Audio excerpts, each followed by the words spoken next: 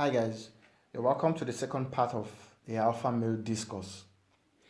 Now, in this discussion, I'm going to talk about a few qualities of an alpha male. Now, one of those qualities is that an alpha male understands the indispensable role of a woman in his life. What do I mean? A woman is meant to complement a man, not to fight a man, not to become his inferior, not to be a second-class citizen to a man. A woman is the other part of a man, the other half of a man. So a true alpha understands that a woman is his second half and treats that woman like a queen.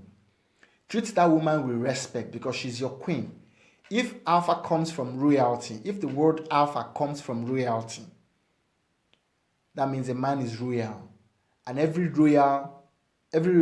king has a queen.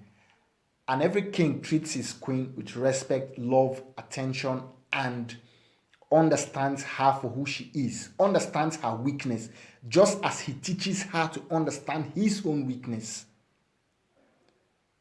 Because love is not a bed of roses without thorns. Life is a bed of roses with thorns. Hence, every component of life or every aspect of life can be a bed of roses, but it has thorns. But you don't look to the thorns of the rose, rather you look to the rose of your aspiration. You look to the rose of what you want to do, not the thorns or the challenges or the trials of life.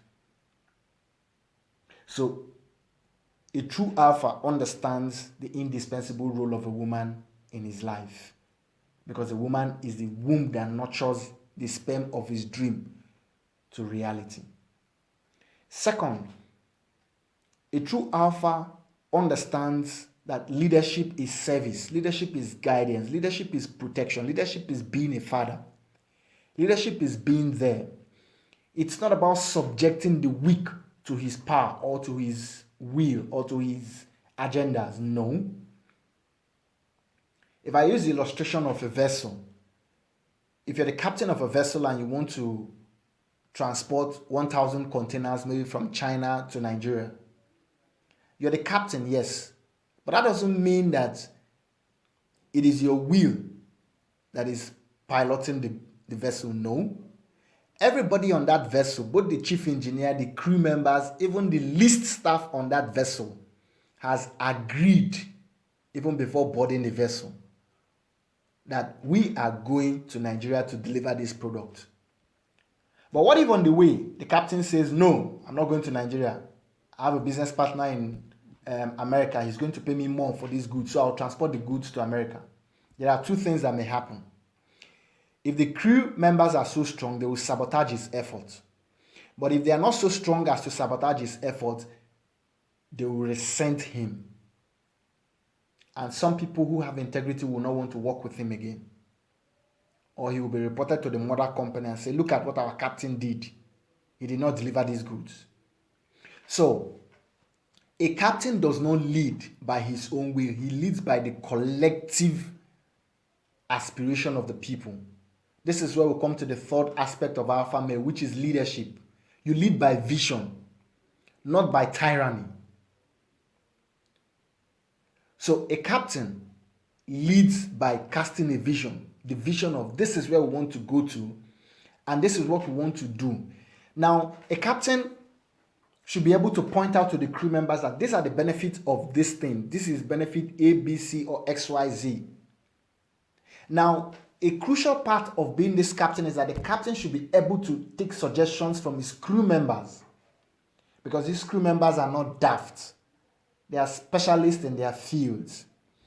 And if the captain feels that, okay, it's only me that knows the destination we're going, or it's only me that can take us there, so therefore everybody must obey me. That means if I say today morning everybody will fast from 6 to 12, there will be no food. Then all the milk and all the food, all the goodies, bring it to my room. Or bring it to my cabin. One least staff among the crew can go to somewhere that the captain can never go to. Let's assume he goes into the engine room, opens up the valve where the engine oil is, and all the engine oil will drain into the ocean. That ship is stranded in the ocean. So, This same kind of thing happens in families, in relationships, in interactions, and in so many aspects of our life. Because when you see yourself as that superior alpha male that is meant to lead, you will have your team members all sabotaging you in diverse methods. In the families, one of the ways which women sabotage the men is they poison the minds of the children. And the children begin to see their father like he has 5 horns. In fact, he's so bad that the devil has even written a letter to God and said God should form another hellfire for him, for this their father to lead, because their father is so bad that devil cannot share the hellfire with him. That's how bad some children see their father. So, a leader or a true alpha doesn't lead by tyranny. Rather, he leads by being there. He leads by understanding his crew. He leads by casting the vision and training or creating that enabling environment where the crew members or where his team members are able to understand the vision and are able to contribute to the growth and development of that vision. This is true leadership. Now, the fourth quality of a true alpha has to do with his woman. A true alpha protects his woman physically and the woman protects him spiritually. Because men have strength physically, but women have strength spiritually.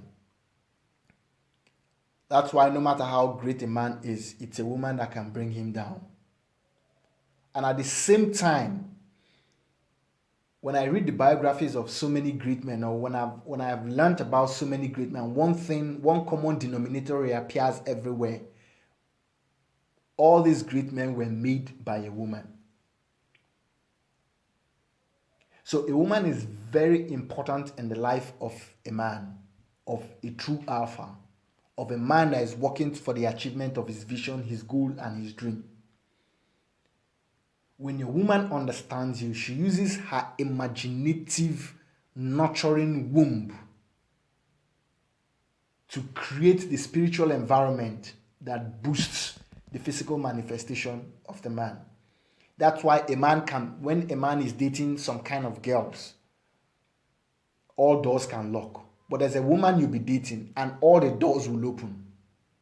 Because that woman has you at heart. She's always thinking good for you. She's always visualizing the best for you. She's always praying for open doors for you. And there's one thing about men. Men do not really believe in God in the sense of, not like men don't believe in God, but men don't believe that God is supposed to help them achieve their goals. Because we believe that we have the strength. I can do it on my own. So why should I start talking to God about opening the doors for me? To an extent, this limits the success of a man because it doesn't enable him draw down from the spiritual strength that enables the physical.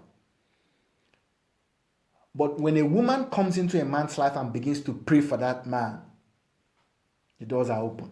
So a true alpha should protect a woman physically because women are ruled by their fear based on the fact that their imaginations run wild. Their imaginations are always looking for blowing something up, making a mountain out of a molehill. So they are always scared. And that's why you have to protect them as an alpha male, for them to also protect you spiritually. Now, we can achieve a greater society when we begin to redefine ourselves and when we begin to move in the direction where we see men and women as equals, as a team, and not as an alpha male that suppresses women and subjects them to himself and tries to snuff out the good part of them.